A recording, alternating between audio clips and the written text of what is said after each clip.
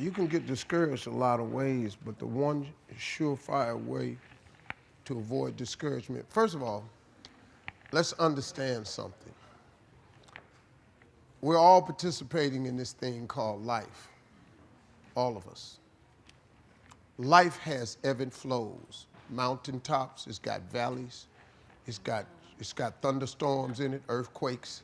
This life, you stop expecting it to go smooth, because it ain't finna go smooth. The road to success is always under construction. This life ain't set up to be smooth. You combat negativity and you combat discouragement with gratitude. It's the one way to combat discouragement is with gratitude. What messes you up is you focus on the thing that's not happening. And that causes you to get discouraged. So whenever you get discouraged, you have to change your focus from what's not happening to what has happened. And it straightens you out immediately. Because what causes the downslide is if you get wrapped up into what ain't happening, it get ugly, man. And it just snowballs. But you have to focus on gratitude. People don't understand how serious gratitude is. You know, it's a serious principle of success. It's hard to be miserable and grateful at the same time. I learned this at my mother's funeral, man, which was like the roughest. That week of my life was like chaotic, man. I thought I was gonna die. My mama passed. I was 40. I didn't do good, man. I thought I was crumbling. I really, man, I didn't know what that was, man. The most important person to me was gone. I was crushed. I thought I was gonna die. And at the funeral, my mother was a Sunday school teacher for 40 years. And I'm devastated. My mother's in a casket. That's just not the picture I ever wanted to see, right? And I was struggling with her being up there. And the preacher stood up and he said, I know y'all hurting. I got 2 brothers and 2 sisters. He said, but I want y'all to look around at this church. My mama had been a Sunday school teacher for 40 years. Church was packed.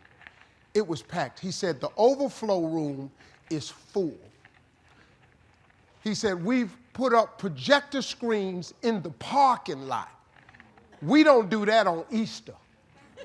We done set up projector screens in the parking lot because so many people then came to see your mother off. Said, because your mother meant something to everybody. My mama's funeral was filled with the hood, the gangsters, the pimps, the hustlers, the dope boys, the police, the politicians, church people. He started talking about, he said, look how full this church is. Look at the lives she touched. Look what she meant to so many people. We got people in this church we ain't seen in years. He said, look at this. And I want you to think of all the incredible things your mother has ever done. And then he started listing the things she had done around the church and what people had said about her. And we started smiling. And this was the first time I had smiled in a week. That week was ugly for me. And he said, now listen to this. You see the smiles on your face? He said, joy and depression cannot reside in the same space. So when you get down and you start thinking about how dark it is, I want you to remember everything your mother taught you that was good. And that replaced all the negative thoughts I was having. Because joy and depression cannot reside in the same space. Well, now, you got to take that concept and apply it to your life. If joy and depression cannot reside in the same place, when you get depressed and you get discouraged, you got to replace it with joy. And what more joyous than gratitude? What has God done for you? Didn't you wake up today? Ain't you still breathing? Don't you have some measure of health? Ain't you working? You may not have the car you want, but don't you have a car? Ain't you eating groceries today? You ain't homeless. Now, when you start tripping and you get depressed, you got to go into yourself and come up with some gratitude. Once you get grateful, you can't be discouraged and grateful at the same time. You cannot do it. That's how you combat every single time. It happened to me the other day.